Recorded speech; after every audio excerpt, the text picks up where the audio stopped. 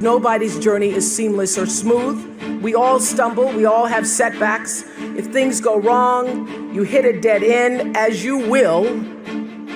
It's just life's way of saying, time to change course. So ask every failure, this is what I do. Every failure, every crisis, every difficult time, I say, what is this here to teach me? And as soon as you get the lesson, you get to move on. If you really get the lesson, you pass and you don't have to repeat the class. If you don't get the lesson, it shows up wearing another pair of pants or skirt to give you some remedial work. And what I found is that difficulties come when you don't pay attention to life's whisper, because life always whispers to you first. And if you ignore the whisper, sooner or later you'll get a scream. Whatever you resist persists, but if you ask the right question, not why is this happening, but what is this here to teach me? What is this here to teach me? It puts you in the place and space to get the lesson you need. My friend Eckhart Tolle, who's written this wonderful book called A New Earth, it's all about letting the awareness of who you are stimulate everything that you do. He puts it like this. He says, don't react against a bad situation. Merge with that situation instead, and the solution will arise from the challenge. Because surrendering yourself doesn't mean giving up. It means acting with responsibility. Okay. Many of you know that, as President Hennessy said, I started this school in Africa. And I founded the school where I'm trying to give South African girls a shot at a future like yours, Stanford. And I spent 5 years making sure that school would be as beautiful as the students. I wanted every girl to feel her worth reflected in her surroundings. So I checked every blueprint, I picked every pillow, I was looking at the grout in between the bricks, I knew every thread count of the sheets, I chose every girl from the villages, from 9 provinces, and yet, last fall, I was faced with a crisis I'd never anticipated. I was told that one of the dorm matrons was suspected of sexual abuse. Well, that was, as you can imagine, devastating news. First I cried, actually I sobbed for about a half an hour, and then I said, let's get to it. That's all you get, is a half an hour. You need to focus on the now, what you need to do now. So I contacted a child trauma specialist, I put together a team of investigators, I made sure the girls had counseling and support, and Gail and I got on a plane and flew to South Africa. And the whole time I kept asking that question, what is this here to teach me? And as difficult as that experience has been, I got a lot of lessons. I understand now the mistakes I made because I had been paying attention to all of the wrong things. I built that school from the outside in, when what really mattered was the inside out. So it's a lesson that applies to all of our lives as a whole. What matters most is what's inside. What matters most is the sense of integrity, of quality, and beauty. I got that lesson. And what I know is that the girls came away with something too. They've emerged from this more resilient and knowing that their voices have power. For other people's children, what they were not able to do for their own boy.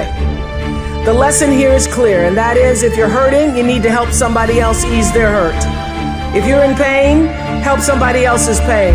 And when you're in a mess, you get yourself out of the mess, helping somebody out of theirs.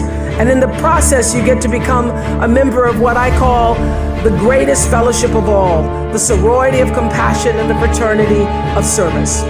The Stanfords had suffered the worst thing any mom and dad can ever endure, yet they understood that helping others is the way we help ourselves. And this wisdom is increasingly supported by scientific and sociological research. It's no longer just woo-woo soft skills talk. There's actually a helper's high, a spiritual surge you gain from serving others. So if you want to feel good, you have to go out and do some good. But when you do good, I hope you strive for more than just the good feeling that service provides, because I know this for sure, that doing good actually makes you better. So whatever field you choose, if you operate from the paradigm of service, I know your life will have more value and you will be happy. I was always happy doing my talk show, but that happiness reached a depth of fulfillment, of joy that I really can't describe to you or measure when I stopped just being on TV and looking at TV as a job and decided to use television, to use it and not have it use me, to use it as a platform to serve my viewers. That alone changed the trajectory of my success. So I know this, that whether you're an actor, you offer your talent in the way that most inspires art.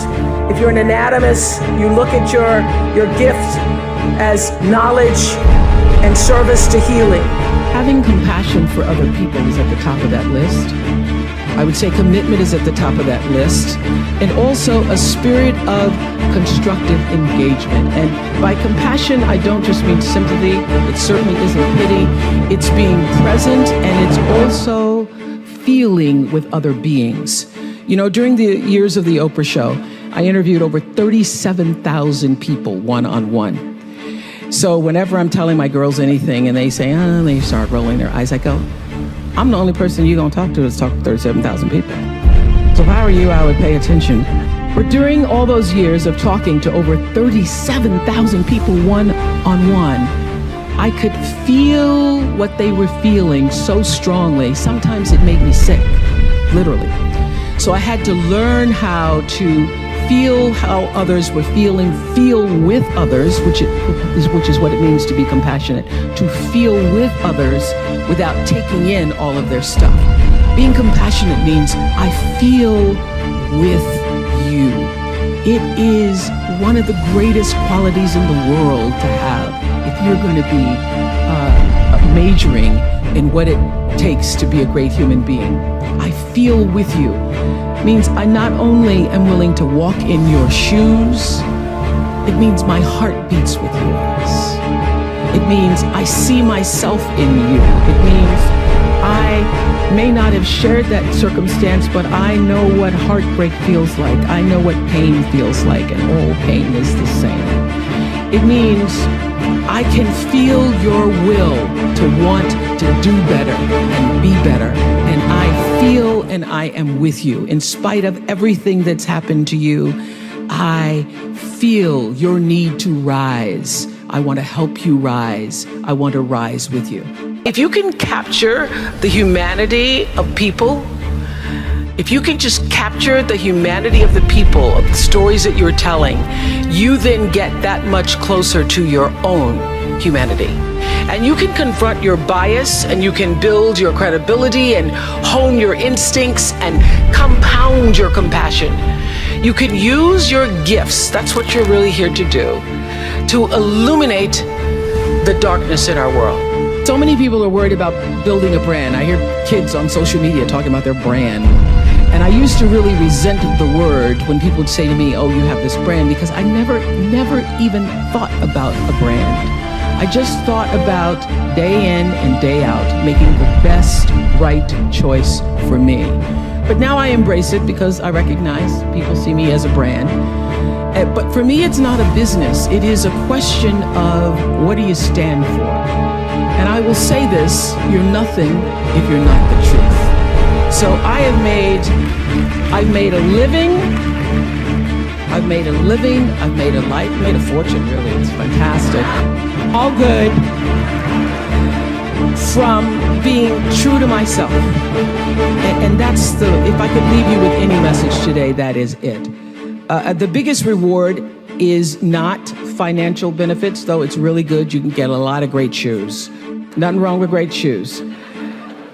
But those of you who have a lot of shoes know that having great shoes and a closet full of shoes or cars or houses or square footage doesn't fill up your life. But living a life of substance can. Substance through your service, your offering of your whole self.